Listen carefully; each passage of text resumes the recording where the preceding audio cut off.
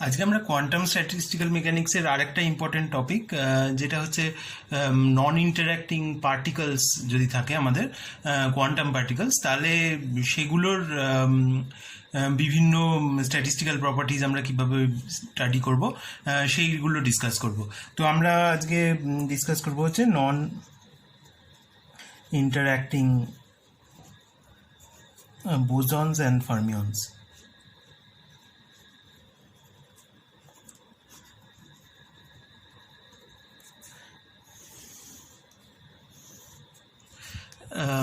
তো আমরা নন ইন্টারঅ্যাক্টিং বলতে কি বুঝি, যে একটা পার্টিকেল যদি থাকে সেটা যদি একটা হ্যামিল্টনিয়ান দিয়ে ডিসক্রাইব করা হয়, তাহলে সেখানে যদি আমরা একটা জায়গায় দুটো পার্টিকেল দিই, তাহলে তাদের কম্বাইন্ড যে হ্যামিল্টনিয়ানটা হবে সেইটাকে লেখা যাবে হচ্ছে ওই দুটো ইন্ডিভিজুয়াল হ্যামিল্টনিয়ানের সাম হিসেবে। ঠিক আছে, এর মধ্যে কোনো অ্যাডিশনাল কোনো টার্ম থাকবে না, যেগুলো ইন্ডিভিজুয়াল যদি ফার্স্ট পার্টিকেলটা ছিল তার হ্যামিল্টনিয়ানটা ছিল H1, সেকেন্ড পার্টিকেলটা ছিল H2, তাহলে এই কম্বাইন্ড সিস্টেমটার ওভারঅল হ্যামিল্টনিয়ানটা H1 প্লাস H2। তখন এটা যদি হয় তাহলে আমরা বলবো যে এই দুটো পার্টিকেল হচ্ছে নন ইন্টারঅ্যাক্টিং। তো এরকম যদি আমাদের অনেকগুলো পার্টিকেল থাকে, তাহলে আমরা এটাকে এমনি একটা সাম হিসেবে লিখতে পারি। ঠিক আছে, সাম ওভার IHI। ঠিক আছে, এটা হচ্ছে আমাদের definition of non interacting particles. এরপরে আমাদের কোয়ান্টাম পার্টিকলসগুলো ইনডিস্টিংগুইশেবল হয়, মানে যে পার্টিকেলগুলো একটা পার্টিকেল আর আরেকটা পার্টিকেল এক্স্যাক্টলি একই রকম দেখতে। তো যদি পার্টিকেলগুলো ডিস্টিংগুইশেবল হতো, মানে আমরা বলতে পারতাম যে এইটা হচ্ছে ফার্স্ট পার্টিকেল, এটা হচ্ছে সেকেন্ড পার্টিকেল, তাহলে যদি এই নন ইন্টারঅ্যাক্টিং কেসটার কথা ভাবি, তাহলে ওই ইন দ্য ডিস্টিংগুইশেবল কেসে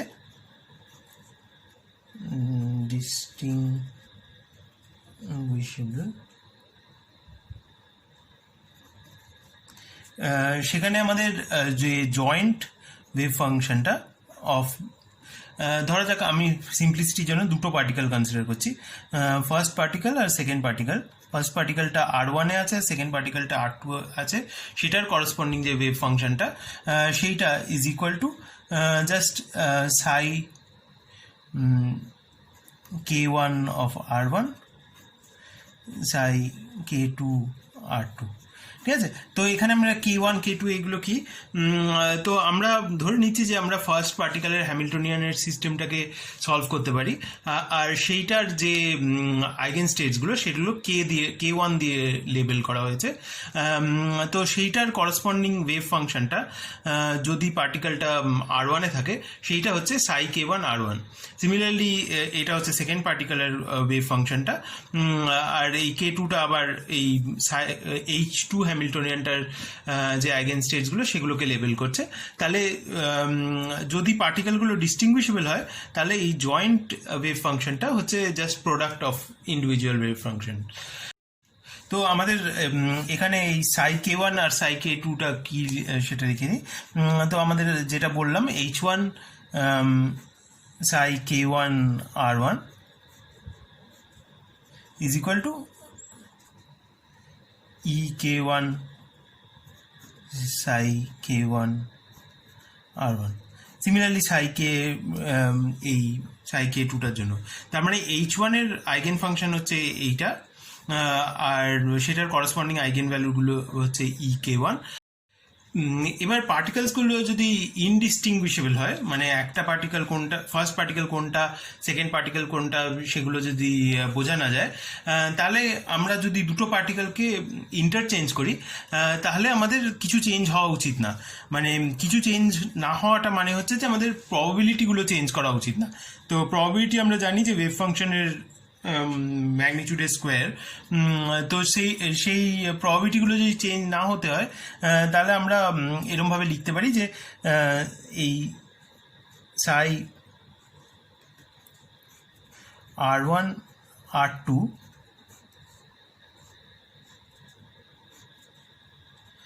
এইটা হচ্ছে সাই R1 R2 মড স্কোয়ার, হচ্ছে ফার্স্ট পার্টিকেলটা R1-এ আছে, সেকেন্ড পার্টিকেলটা R2-এ আছে, সেইটার করসপন্ডিং যে প্রবাবিলিটি ডেন্সিটিটা সেইটা হচ্ছে এইটা দিয়ে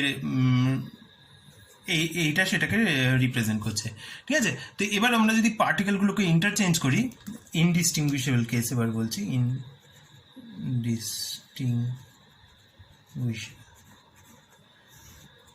ঠিক আছে, তো সেই ক্ষেত্রে আমরা যদি দুটোকে ইন্টারচেঞ্জ করি তাহলে সেটার করসপন্ডিং প্রবাবিলিটিটা সেম থাকা উচিত।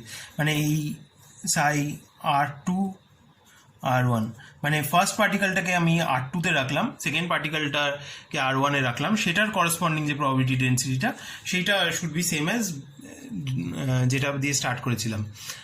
তো এইটা হতে গেলে মানে দুটো অপশান আছে, যে এইটা ইজ ইকুয়াল টু এই সাই R1 R2 is equal two Sai R2 R1, কিংবা সাই R1 R2 is equal to minus of Sai R2 R1।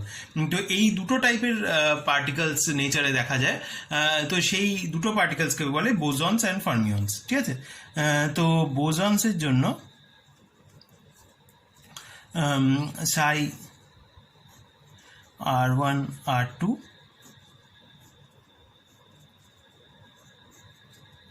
is equal to psi R2 R1।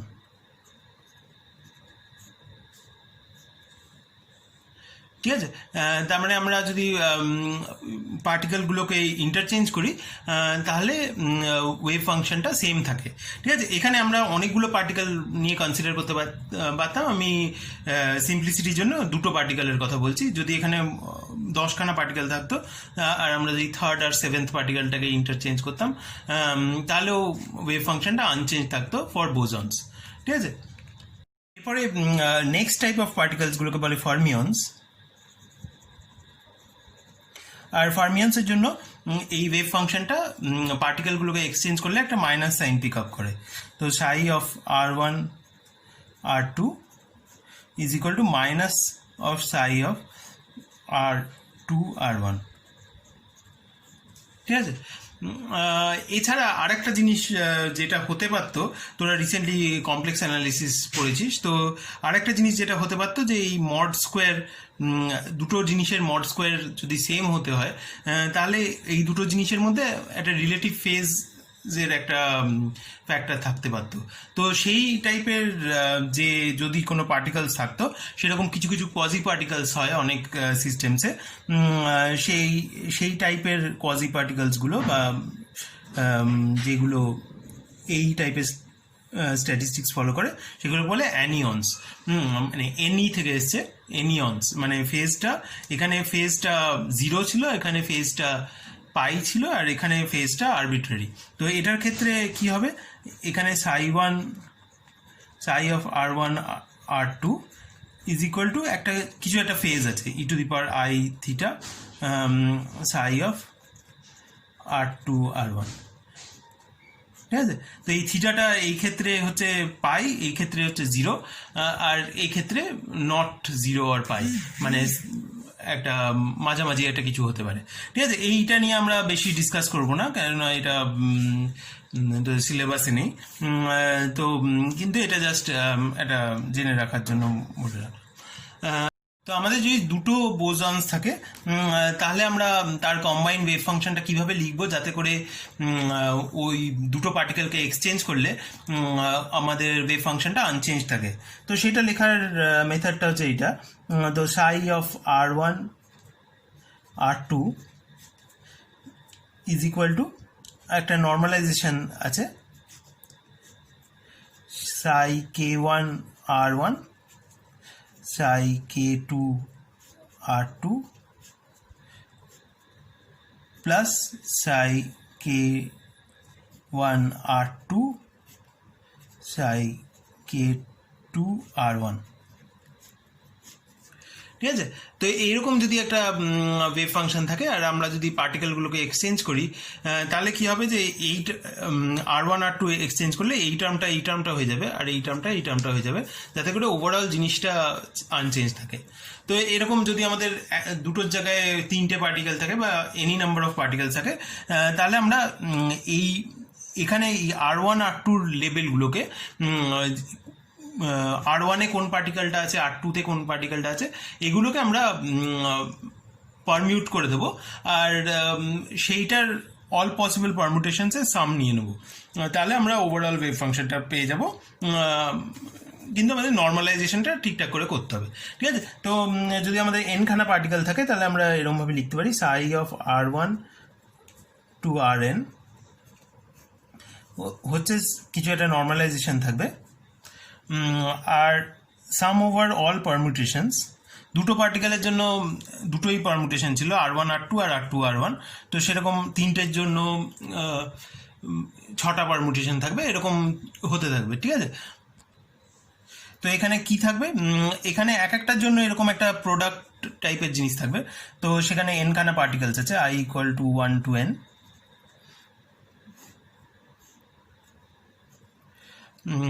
আর এরকম psi k1 এরকম টাইপের আছে, psi ki লিখবো এখানে।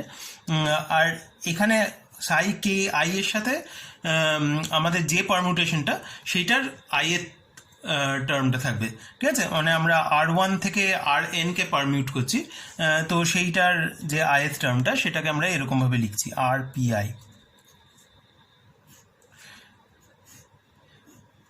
ঠিক আছে, তো এখানে যেরকম আমি বললাম, যদি আমরা তিনটে পার্টিকেল থাকে তাহলে কি হবে, তোরা এটা লিখে নিজেরা পুরো এক্সপ্লিসিটলি লিখে দেখতে পারিস, হ্যাঁ, যে কি হওয়া উচিত। আর সেইখানে দুটো পার্টিকেলকে এক্সচেঞ্জ করলে এই ওভারঅল ওয়েভ ফাংশনটা চেঞ্জ হওয়া উচিত না, কারণ আমরা অল পসিবল পারমিউটেশন নিচ্ছি। একটা টার্মকে চেঞ্জ করলে সেই অন্য আর একটা টার্মও চেঞ্জ হবে, আর ওভারঅল জিনিসটা চেঞ্জ হবে না। ঠিক আছে, তো এইটা হচ্ছে বোসনসের জয়েন্ট ওয়েভ ফাংশন। তো এরপরে ফার্মিয়ন্সের জন্য আমরা কি করতে পারি, ফার্মিয়ন্সের আমাদের দরকার হচ্ছে যে দুটো পার্টিকেলকে এক্সচেঞ্জ করলে আমাদের একটা মাইনাস সাইন দরকার। তো তোরা ডিটারমিনেন্ট পড়েছিস, আর ডিটারমিনেন্টে একটা জিনিস জানিস যে যে কোনো দুটো রো বা কলমকে যদি আমরা এক্সচেঞ্জ করি তাহলে আমরা ডিটারমিনেন্টের সাইনটা মাইনাস দিয়ে মাল্টিপ্লাই হয়ে যায়। ঠিক আছে, মানে একটা ডিটারমিনেন্ট যদি থাকে, এরকম একটা ডিটারমিনেন্ট, তো তার যদি আমি দুটো রোকে, মানে এখানে একটা রো আছে এখানে একটা রো আছে, এই দুটোকে যদি ইন্টারচেঞ্জ করি তাহলে ডিটারমিনেন্টটার মাইনাস সাইন পিক আপ করে। সিমিলারলি এটা দুটো কলাম বললাম, আর সিমিলারলি দুটো রোকেও যদি করতাম তাহলেও একই ব্যাপার হতো। ঠিক আছে, তো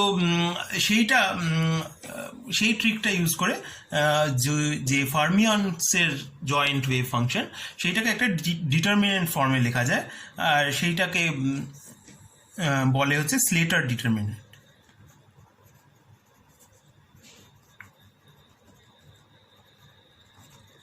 তো সেটা হচ্ছে n ফার্মিয়ন্সের ওয়েভ ফাংশন। তো ফার্স্টে দুটো দিয়ে আবার স্টার্ট করছি। তো দুটোর জন্য কি হবে, দুটোর জন্য আগে লিখে নিই। দুটোর জন্য অনেক ইজি, এটা R1 R2, এটাকে আবার এইটার যদি আমরা প্লাসের জায়গায় মাইনাস লিখতাম তাহলেই আমাদের যেটা চাইছি সেটা হয়ে যেত। তো সেটা লিখে নিই, psi 1/√2 psi k1 R1 psi k2 R2 minus psi k1 R2 psi k2 R1। ঠিক আছে, তো এই কম্বিনেশনটায় যদি আমরা R1 R2 ইন্টারচেঞ্জ করি তাহলে যেটা হবে, এইটা ওভারঅল একটা মাইনাস সাইন হয়ে যাবে, কারণ এইটা যদি এখানে চলে যায়, এটা যদি এখানে চলে যায়, তাহলে আমরা মাইনাস সাইন কমন নিয়ে পুরোনো জিনিসটা পেয়ে যাব। তাহলে আমাদের যদি n-খানা ফার্মিয়ন থাকে তাহলে তাদের জয়েন্ট ওয়েভ ফাংশনটা এরকম দেখতে হবে। R1 ফার্স্ট ফার্মিয়নটা R1-এ আছে, সেকেন্ড ফার্মিয়নটা R2-তে আছে, কোথাতে n-টা ফার্মিয়ন আছে, nth-টা Rn-এ আছে। ঠিক আছে, তাহলে তার ওয়েভ ফাংশনটা একটা ডিটারমিনেন্ট ফর্মে হবে, যেটা নর্মালাইজেশনটা 1/√n ফ্যাক্টোরিয়াল। এটা অতটা ইম্পর্টেন্ট না, কিন্তু মেন ইম্পর্টেন্ট জিনিসটা হচ্ছে এই ডিটারমিনেন্ট ফর্মটা। তো এখানে psi k1 R1 ফার্স্ট রোটা হচ্ছে সিঙ্গেল পার্টিকেল ওয়েভ ফাংশনগুলো, psi k1 R1 psi k2 R2 এরকম করতে করতে সাই K1 R2 K1 Rn, ঠিক আছে। তো এইটা হলো ফার্স্ট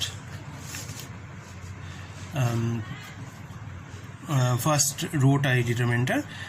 তারপরে সেকেন্ড রোটা হচ্ছে সাই K2 R1 সাই K2 R2 এরকম করতে করতে সাই K2 Rn, আর এরকম চলতে থাকবে। তো লাস্ট লাইনটা হচ্ছে সাই Kn R1 থেকে সাই Kn R2 সাই Kn Rn, ঠিক আছে। তো এই ডিটারমিনেন্ট ফর্মটায় কী হয়, আমরা ডিটারমিনেন্টটাকে যদি এক্সপ্যান্ড করি, তাহলে আমরা যখন এক্সপ্যান্ড করি তাহলে তখন প্রত্যেকটা রো থেকে অ্যাটলিস্ট একটা এলিমেন্ট থাকে আর প্রত্যেকটা কলম থেকে অ্যাটলিস্ট একটা এলিমেন্ট থাকে। তাহলে ওই যেরকম আমাদের বোজনসের ক্ষেত্রে ছিল সেরকম সব অল পসিবল পারমুটেশনস অফ এই R1 থেকে Rn K1 আর K1 K2 Kn এর সাথে সেই গুলো নেওয়া হয়ে গেছে। এই ডিটারমিনেন্ট ফর্মটার অ্যাডভান্টেজ হচ্ছে যে এখানে আমরা R1 বলতে কি বোঝাই, R1 বলতে বলছি যে আমরা যে ওয়েভ ফাংশনটা কনসিডার করছি সেখানে ফার্স্ট পার্টিকেলের যে কোঅর্ডিনেটটা সেটা হচ্ছে R1, সিমিলারলি R2টা হচ্ছে সেকেন্ড পার্টিকেলের কোঅর্ডিনেট। তো আমরা যদি R1 আর R2 এই দুটো পার্টিকেলকে ইন্টারচেঞ্জ করতে চাই তাহলে এই যেখানে যেখানে R2 আছে সেটাকে R1 দিয়ে রিপ্লেস করে দেবো, আর যেখানে যেখানে R1 আছে সেটাকে R2 দিয়ে রিপ্লেস করে দেবো। তাহলে আমাদের ফার্স্ট পার্টিকেল আর সেকেন্ড পার্টিকেলটা ইন্টারচেঞ্জ হয়ে যাবে।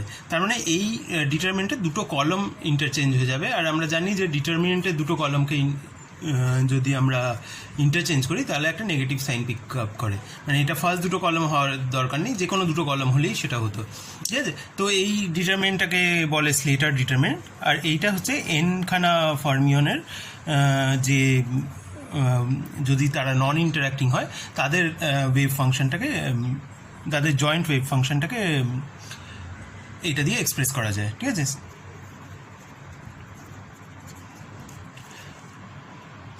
তাহলে আমাদের এই K1 K2 Kn দিয়ে ডিনোট করা আমাদের আইগেন স্টেটস আছে। তো আমাদের ধরে নেওয়া হচ্ছে যে ওই সবকটা সিঙ্গেল পার্টিকেল যে হ্যামিল্টনিয়ানগুলো সেগুলো সব আইডেন্টিক্যাল, আর সেগুলো অ্যাড করে আমাদের টোটাল হ্যামিল্টনিয়ানটা বার করা হয়েছে। তো আমরা এবার যে ট্রিটমেন্টটা করব সেটা হচ্ছে গ্র্যান্ড ক্যানোনিক্যাল এনসেম্বলে, গ্র্যান্ড ক্যানোনিক্যাল এনসেম্বল। তো সেখানে আমরা ধরে নেব যে কেথ যে স্টেটটা ছিল সেইখানে আমাদের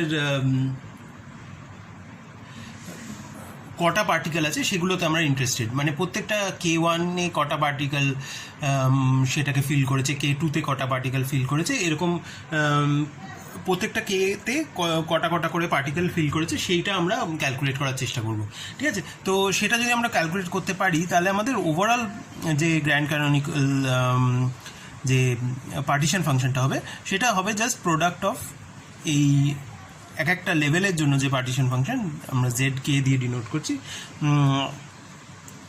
প্রোডাক্ট ওভার অল K।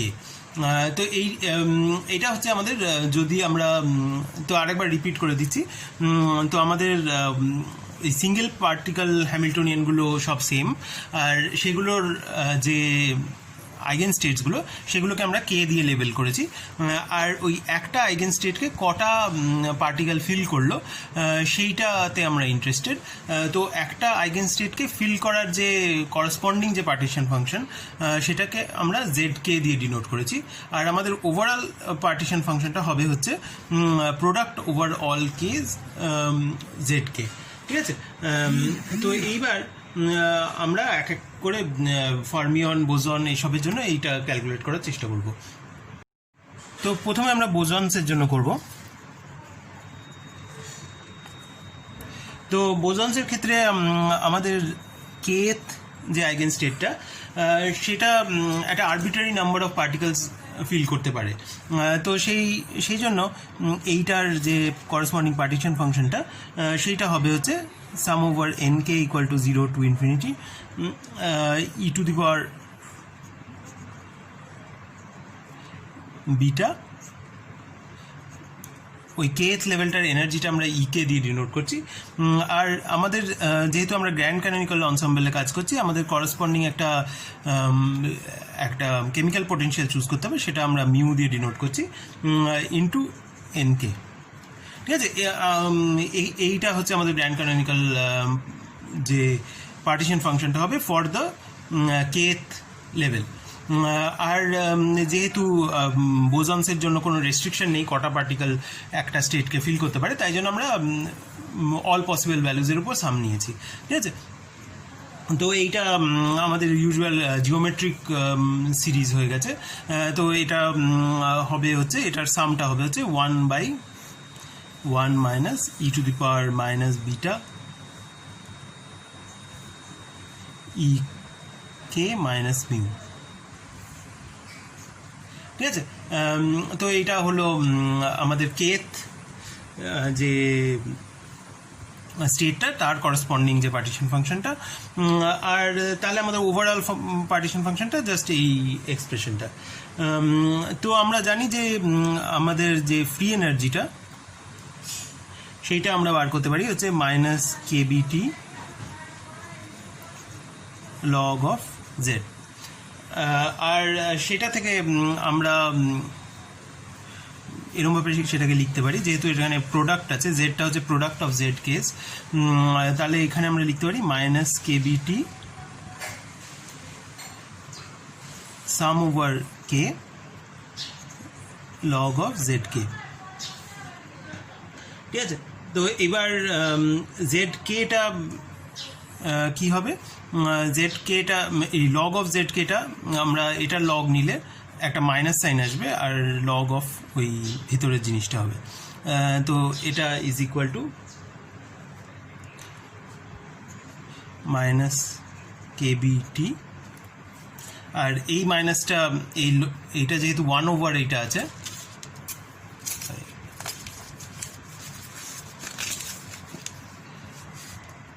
তো এই 1/টা থাকার জন্য আরেকটা মাইনাস সাইন আসবে, সেটাও এখানে প্লাস করে দেবে। আর এইটা sum over K log of 1 minus E to the power minus beta E K minus mu. ঠিক আছে, তো এইটা হলো আমাদের ফ্রি এনার্জিটা।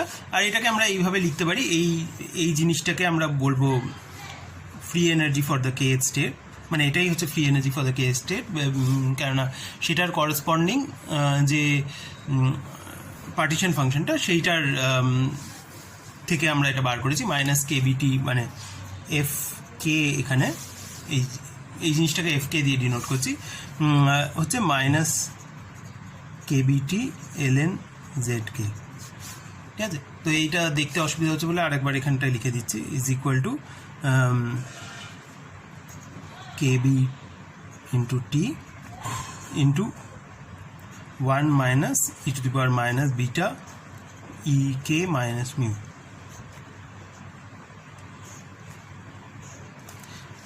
সরি, লগ অফ এটা। ঠিক আছে, তো এইবার আমরা নেক্সট কি করতে পারি, আমরা দেখতে পারি যে অ্যাভারেজ কটা পার্টিকেল kth লেভেলটাকে ফিল করছে। তো সেইটাকে আমরা এরকম এনকে দিয়ে ডিনোট করব। ঠিক আছে, তো এখন আমি এই অ্যাঙ্গুলার ব্র্যাকেট দিয়ে এনসেম্বল অ্যাভারেজটাকে ডিনোট করছি। তো এটা করলে আমরা একটা ফ্রি এনার্জি থেকে অ্যাভারেজ ভ্যালু অফ এনকে এটা বার করবো কী করে। তো এটা হচ্ছে, এটার করার উপায়টা হচ্ছে ফ্রি এনার্জিটাকে জাস্ট মিউ এর রেসপেক্টে ডিফারেন্সিয়েট করে দিতে হবে। ঠিক আছে, তো এইটা করলে আমরা এইটাকে ডিফারেন্সিয়েট করলে কি পাবো, এইটার লগের ডেরিভেটিভটা কেবিটি, এই লগ অফ এইটা আছে, তো এটা ডেরিভেটিভ হচ্ছে 1/1 minus E to the power minus beta E K minus mu. ঠিক আছে। এবার এই জিনিসটার ডেরিভেটিভ নিতে হবে। তো এই জিনিসটার ডেরিভেটিভ হবে হচ্ছে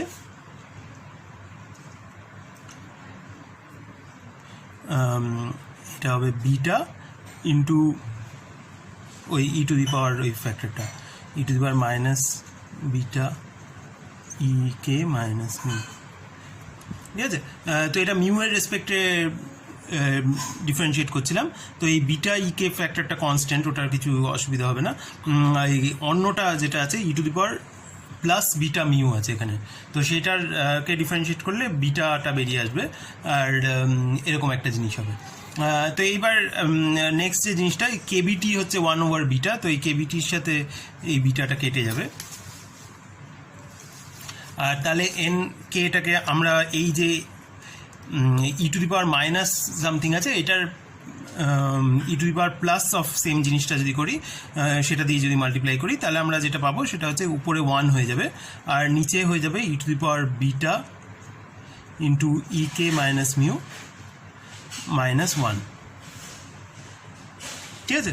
তো এই যে average value of number of particles occupying the kth level, সেইটা হচ্ছে সেটার করসপন্ডিং এনার্জির এই ফাংশনটা, সেইটাকে বলে, এই ফাংশনটাকে বলে হচ্ছে বোস